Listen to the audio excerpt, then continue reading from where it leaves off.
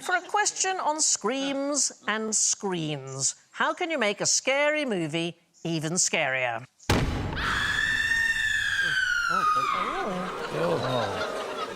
Did that help? Darkness, being in the dark.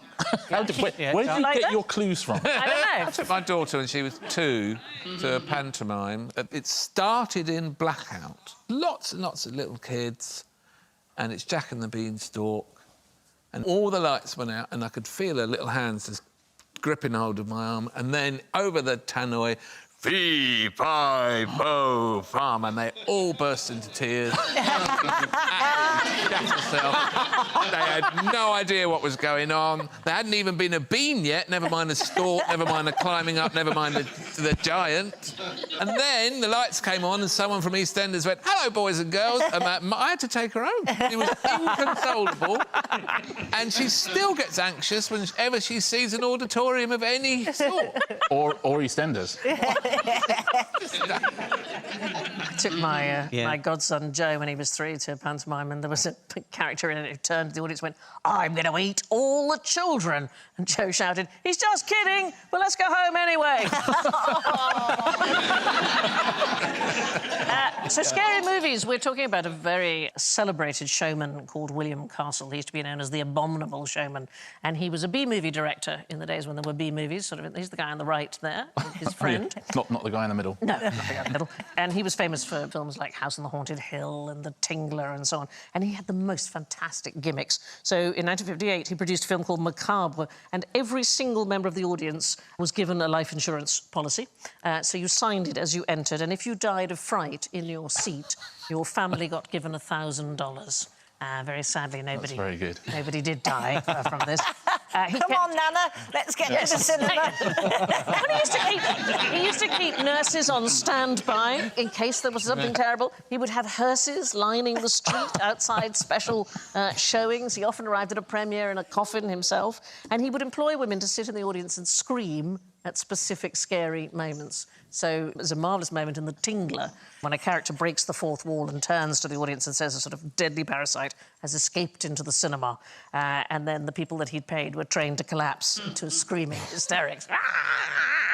And hid buzzers in seats to give vibrations at sort of key moments in the film. It feels like if you Googled The Tingler, something else would come up. Definitely. Yeah. You know what I mean? These days, yes. Yeah, that's probably true. He had a film in 1961 called Homicidal, and it had a fright break in it. You were allowed to leave and get a full refund before the terrifying sort of denouement of the entire thing. You had to leave your seat and follow a yellow streak before the entire audience to a special booth called Coward's Corner, and a light shone on you with a recording intoning "Watch the chicken, watch him shiver in Coward's Corner." And there were films with 2 endings. There would be the scary ending or the mild ending, and you could hold up glow-in-the-dark cards to vote. Wow. And nobody ever voted for the mild ending. They always voted for the I think scary I one. probably would have voted for the mild ending. Yeah, I definitely would have. I can't be doing scary films. I don't like scary films. You probably wouldn't have gone, though. That's true. Yeah. Although, oddly, I went to see Scream in Yes. the cinema, and it got to me. And it got to me because it's so, you know, it's like a joke about a horror film, and you can tell they're playing games with something scary is going to happen, but it will happen at some point in the next 3 to 27 seconds. And that area of doubt is what's so unbearable.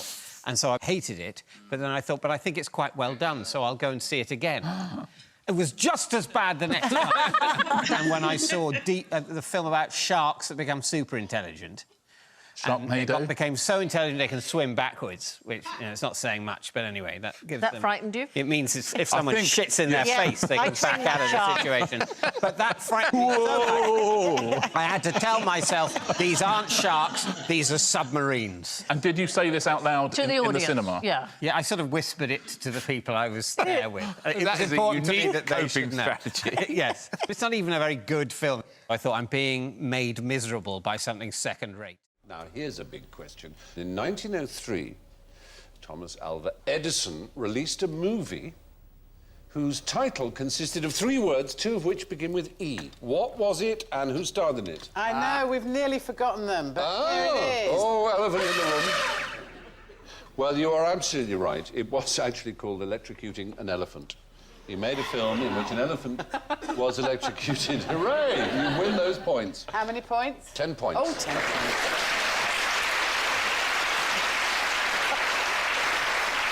Now, why would Edison want to electrocute an He wanted to elephant? electrocute the biggest thing he could find to show that he was the best at electrocuting.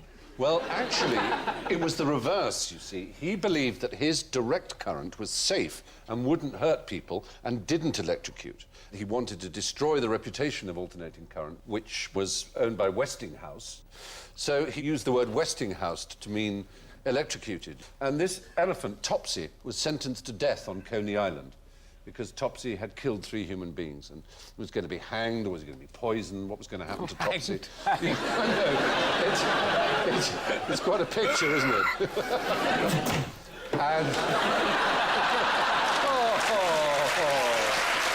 poor elephant. So Edison won the right to electrocute him in public to show how dangerous it was. This thing you're letting into your homes will kill an elephant. And he filmed it as a PR film. Yeah, it's like a snuff film. A snuff film, exactly.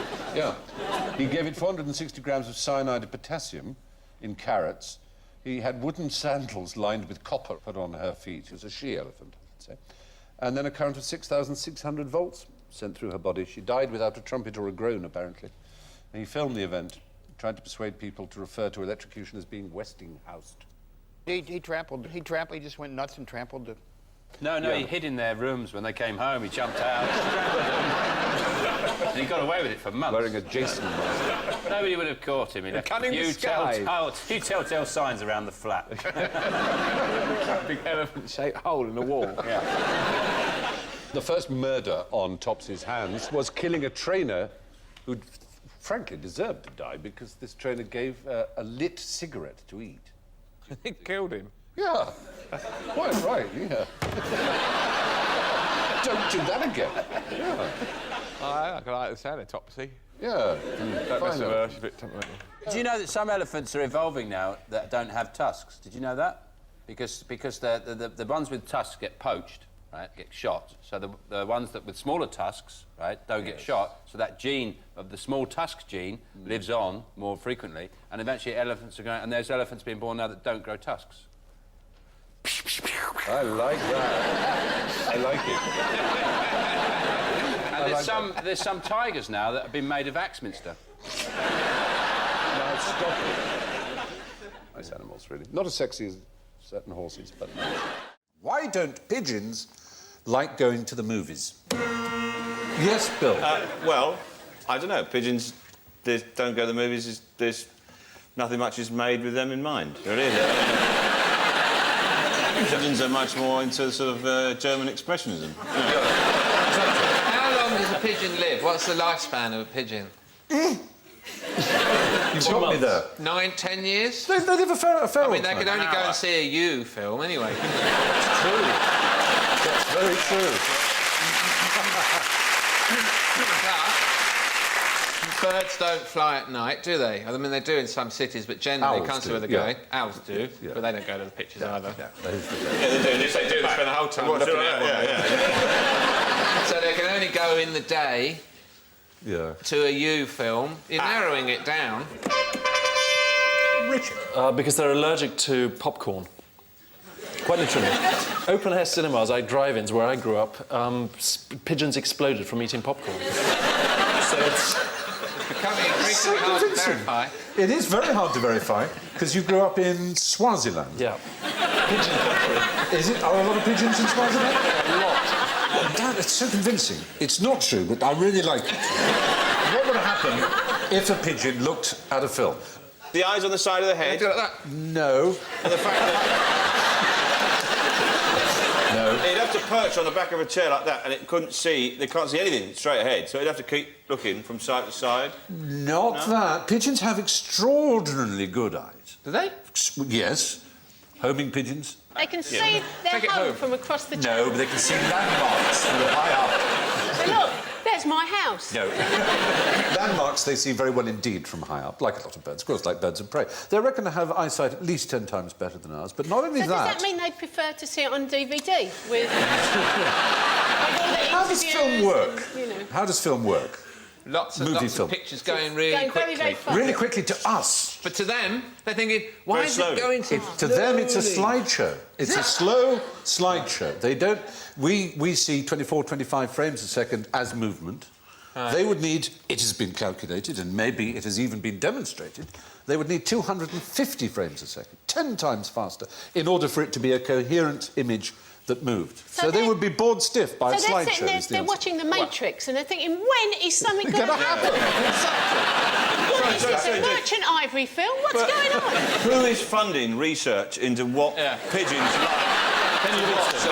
Lines of pigeons in the pictures. all Don't going- you? Pigeons have saved many lives as carriers but I mean- in wars right up even to the Second World War. So And we're indeed rewarding beyond. them with a cinema. We are rewarding ourselves by researching into all kinds of interesting pigeon-related data. When they sit in and the Pathé News chicken comes out, and they all go, bah! What's the scariest thing about this?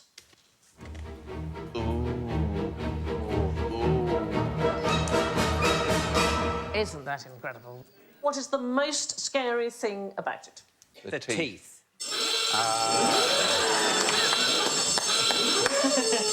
The fact that they can't go backwards. I'm sorry, that takes them a bit long to type.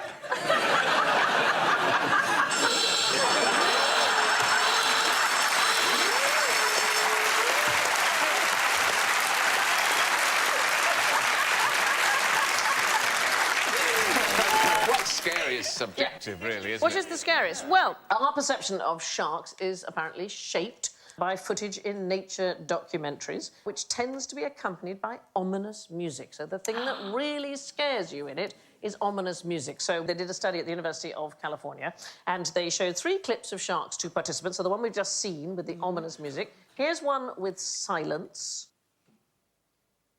Hello, my friend.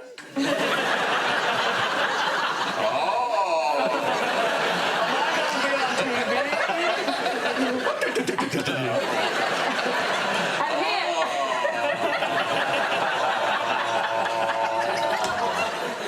Have a look at this.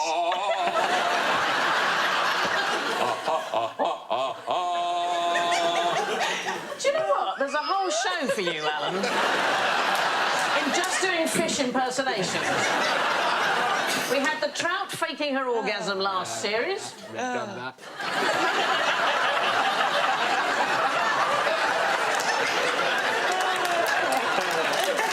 Different orgasm, same trout. Can you do shark who then has an orgasm? Can you combine?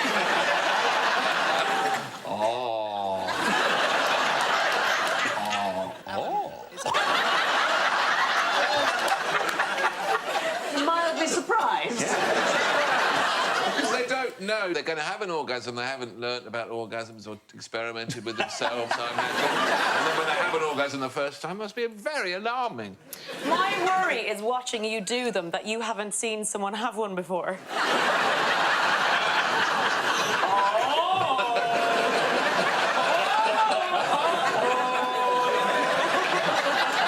When they do it for the second or the third time, then they're much more...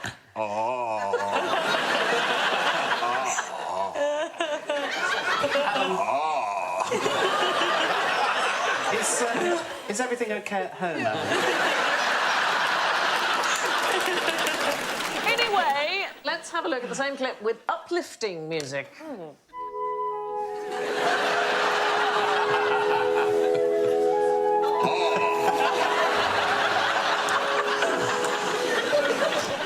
But here's the thing, they aren't actually that dangerous, and the thought is that the ominous nature of documentaries leads the public to have a distrust of sharks, and that in turn harms their conservation funding. The truth is, sharks kill worldwide about 6 people a year, and the same number are killed by livestock in Britain alone. So a cow more likely to do you in than a shark.